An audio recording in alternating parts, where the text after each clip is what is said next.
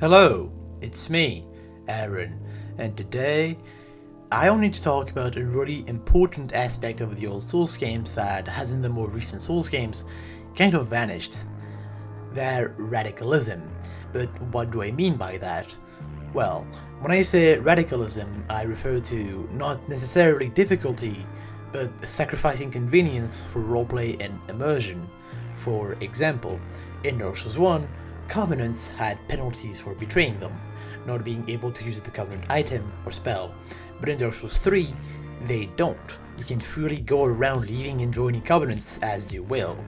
Personally, I think this is a bad thing. So yeah, that's what we're going to talk about today. Why do I think this convenient accessibility is bad? And then we'll nuance the thing towards the end. Let's begin. So, first of all, since I already mentioned them, Covenants. So, betraying them in Dark Souls 1 will, as I said, prevent you from using the Covenant item and the spells you may have been rewarded with. It is considered a sin, and I mean, it makes sense. If you kill Gwendolyn, it only makes sense that you can no longer use his Dark Moon powers to infuse your weapon. But it also makes sense that some Covenants don't care, like the Kaya Servants, Princess Guards, Way of White, etc. But I really think it should go deeper than that, having Covenants be more related to each other and related to the world, like make certain NPCs hostile to you depending on which Covenant you're in. And actually, Dark Souls 3 does that, and it's the only cool thing they did with the Covenants in this game. But other than that, they just completely removed Covenant betrayal, which is just really unfortunate. I mean, you can just freely switch around Covenants like it has no weight at all. It feels way too easy. And like one thing that only having one Covenant in Dark Souls 3 does is reinforcing the group and the sense of belonging to a Covenant, being a member of a faction. Like if you're a Blade of the Dark Moon and never betrayed them, you really are a Blade of the Dark Moon, and it created some really great interactions with the other players. It just adds a lot to the roleplay, and it's freaking awesome. And there's none of that awesomeness in Dark Souls 3. And it's not like the Dark Souls 1 sin system is locking you out from the other Covenants, or banning you forever from the Covenant you betrayed. With Souls, you can absolve your sins with Oswald, so you can technically betray Covenants and join them again, so there is a drawback, but it's still possible to switch around your Covenant. Betraying one still has weight, but you're not getting banned from the Covenant forever. And if that's still too harsh for you, then I guess being able to maybe get rid of Covenant's penalties in certain circumstances, such as arena duels or maybe in-game plus, could be a good idea, since immersion doesn't matter as much there. So yeah, Dark Souls 1's Covenant system, although it needs to be tweaked a little, is better than Dark Souls 3's, which the invaders of change religions every 5 minutes. But anyhow, now for my next point. Killing NPCs has always been a thing in the Souls games, and a good one, making NPCs aggressive, being able to absolve your sin to make them passive again, killing them to get loot and tears in real life. Why you? How could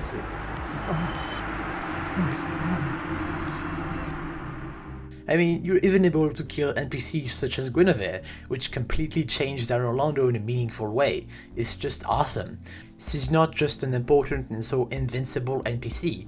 You can actually kill her, or I mean at least her illusion, and suffer the consequences. Letting you fuck up adds realism and weight to the world. It's awesome. But when Sekiro came out, you couldn't kill NPCs in it, which was like, alright, I guess it's just more of a narrative-driven game. I guess I should have expected that.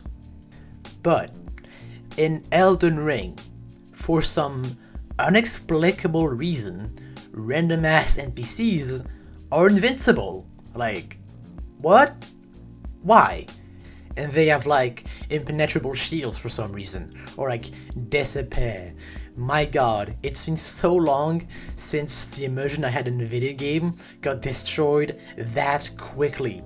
The only reaction that has come from NPCs disappearing or being invincible and even just insta-killing you, like what, is disappointment, laughter, or incomprehension. When in Dark Souls 1, where you could actually just kill every NPC, the reaction triggered in players were more like guilt or satisfaction. Like, seriously, killing NPCs in Dark Souls 1 is so sad. I actually felt like a murderer. Like, come on. Elden Ring protecting random NPCs just feels like a video game that arbitrarily decides that actually this NPC is gonna be invincible because the dev likes her or something. Like, I get it for Rani. She's like a fucking demigod, so it would be a bit weird to be able to kill her just like that. But you can't kill Vare and not Millicent for some reason? Like, what? Is it because Michael Zaki decided that Vare is evil and that everybody wants to kill him, but not Millicent? I mean, wait a second, guys, you're so cute. Like, come on, Elden Ring. Just let me choose my own path. Let me kill every fucking thing I see. Like, why Millicent? She's super optional. Then, like, you know, she can die. Like, what the fuck is going on? And she's not the only random ass NPC that cannot die without any explanation and roundtable. Just fucking lame. Like, this random edgelord can invade us there, but we can't kill anyone?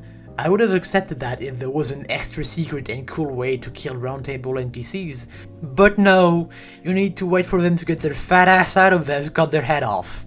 Like, seriously, it's just so lame, and I'm sure anybody could get that. Like, before you could just really do a genocide run and fuck yourself over by killing NPCs and feel bad, and it's just so weird and unfortunate that Elden Ring said that actually no, have the NPC cast will be invincible for at least half their quest. And don't tell me that Rani and Millicent are invincible because Millicent helped with getting rid of the Frenzy Flame ending and Rani has an ending. This is shitty excuse. Yuria helped with an ending. Henry helped with an ending. They're not invincible. Shitty reason. Let me fuck up, even to the point where I get blocked from doing an ending. That's my fault, and I will happily take responsibility. And now, talking about Covenants and killing NPCs brings me to my next point. The sin system and tendency mechanic really has to be implemented back and be made into something more consequential and a more important mechanic. It just opens so many doors in terms of questline, multiplayer, immersion, and roleplay. Like, imagine all the cool and unique stuff you could do with a complex karma system. Having a more or less black or white tendency could open to new NPC questline routes, new interesting covenant systems, actually have a system to meaningfully influence the world around you depending on your actions, actually having a weight to what you're doing and a feeling of connection to the world and characters, interacting with them like they're real people, and have more moral dilemmas in their quests. Like, the Souls games really need that. It's been way too forgiving and casual about committing certain actions in the recent Souls games. And even punishment has been made lighter, because sure, we kept the good old losing souls when dying and having to get them back, but remember Dark Souls 1 curse? Forcing you to backtrack to get an item from this guy that placed himself as far as possible from any curse source? That was awesome. A few isolated examples of enemies that could make you have to go through a whole journey to get rid of a curse. You would never see that in Dark Souls 3 or Elden Ring. It was so unforgiving and it was so cool, having to go through previously visited areas but with added, I guess, difficulty because of your health being halved, so being more careful and more fragile. That's cool! It really is! And Elden Ring. Spirit Ashes. Seriously, player summons with none of the drawbacks and stronger. I'm all for accessibility. We're gonna talk about that later, but that's just... come on. Before, nothing was just given to you for the sake of being practical. Actions had consequences, and it was so good at making the world feel alive. I mean, there's a reason why Dark Souls 1 is the best in terms of atmosphere, and this realism of some sort is a pretty big part of it. And just in general, Dark Souls 3 and Elden Ring have just made everything more modern and convenient, which again is good in a way, but has hurt the immersion and atmosphere tremendously because of how badly, I guess, implemented it's been. But now, let's be fair for a minute. Favoring convenience over roleplay can have its good parts as well. So now, let's see what those are. First, well, convenience is good. Like, I mean, yeah. It's just good as well.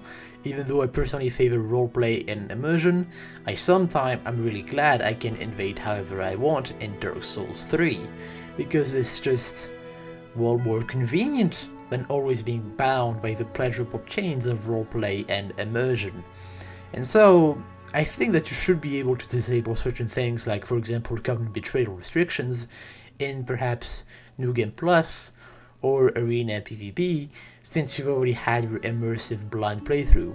I mean, now you just want to have some unrestricted fun.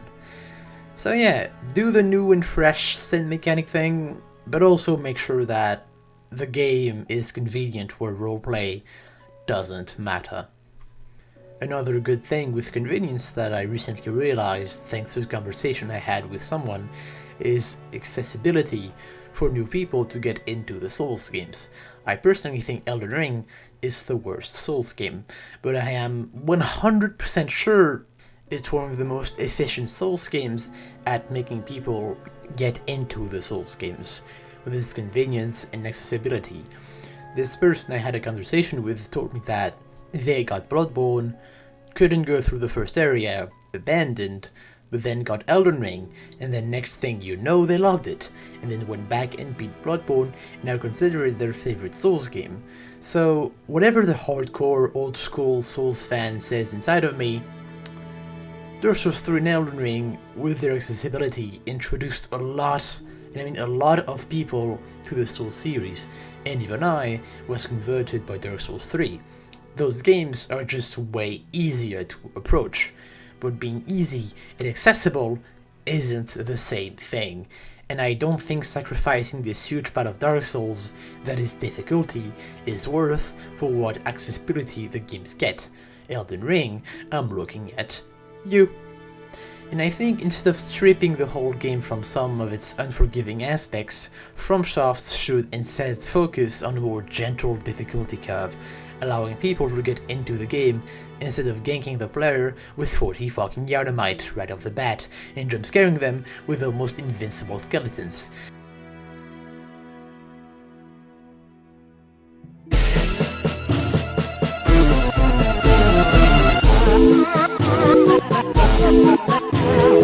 And while I personally adore those really merciless first few hours that truly tell the player that this is not for everybody, hard game, I think a lot of people that would have liked the Soul series didn't because of its starting unforgiveness. And I mean, it's not surprising that a lot of people quit playing Bloodborne or Dark Souls 1 in the first few hours. It's just so harsh, so soon, that if you don't have the resistance and determination to go on, right off the bat you will abandon, which could be argued is in part the fault of the player, but is it entirely? I don't think so, because I mean, this is aggravated by the hardcore reputation of Dark Souls. People go into Dark Souls 1 or Bloodborne, go into the graveyard or get ganked by 40 Yaramites and are like, guess this is just not for me, and abandon, not knowing that you're not supposed to go into the graveyard and that Bloodborne is just not always this hard. And this is not what you can expect from the rest of Dark Souls and Bloodborne.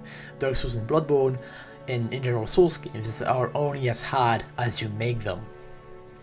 But yeah, still, we shouldn't blame Dark Souls that much for that. Like, it depends quite a lot on each case, but I feel like most of the time I'd say it's more the player in the wrong putting the game away so soon like that. So overall, I think FromSoft should keep the unforgiving early game to really demonstrate what players can expect from the rest of the game, but still, make it a bit gentler. I mean, can anyone blame a person for getting Bloodborne, getting ganked by 50 fucking enemies, and abandoning? I'm pretty sure most of the fanbase would consider Central Yharnam one of the hardest areas the game has to offer. Like seriously, it seems like Bloodborne was made with you already having played Dark Souls in mind. Compare Undead Bug with Central Yharnam. Holy fuck. And you can't even tell me that it teaches you how to lure enemies and deal with them one by one. I mean, it does a little bit, but it's much harder to figure that out in Applicated here than it is in Dark Souls. I mean, look at the groups you're supposed to fight one by one in Dark Souls 1 compared to Bloodborne. And yes, they're different games. Bloodborne is much faster and all, but I don't think this changes much. So, I think if FromSoft would have made the first area more approachable, many people wouldn't have abandoned and instead continued on, thanks to the more avoidable difficulty curve, which wouldn't hurt Souls gamers like me, since we would have had an easy time in the first area anyways. So the best thing to do here is probably just to be a tiny bit nicer to new players while keeping the unforgiving aspects that add to realism and roleplay, etc. in the game.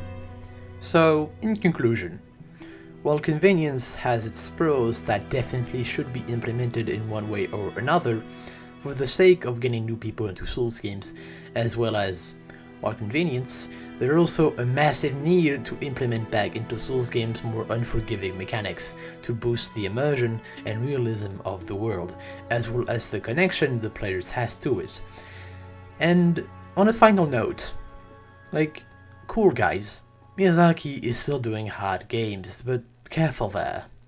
Because we're slowly but surely going forward to a future I don't like, where nothing has weight and importance, where everything became more scripted and convenient for the sake of convenience, abandoning roleplay and immersion, which is a huge part of the Souls games, where you get fast travel from the beginning, have boring levels and boss casts with no gimmicks, levels without an interesting level design or connectivity, no more backtracking required, but I've already ranted enough about that in other videos, no new cool experimental concepts that make the old Souls games so unique, a future where the Souls games have forgotten what they even are and transformed into a bad, superficial copy of themselves, with just hard bosses and enemies, because that's what Souls games are, right? And if that was ever to happen, I think we could blame ourselves. And maybe you're gonna tell me I'm wrong, that I'm exaggerating. Yeah, a little bit. That Miyazaki is gonna learn from his mistakes and keep doing amazing games. You're probably right. And honestly, I hope that I'm very wrong, and I hope that you're very right. But I'm still worried. I'm still worried. I want to be able to put my trust in you, Miyazaki, but some of the aspects of your recent works has made me doubt you. So, I guess all we can do now is, hope. Hope for the best, since only time will tell. Anyways, that's about it. Thank you for watching. Your presence till the end is appreciated, and, bye, I guess.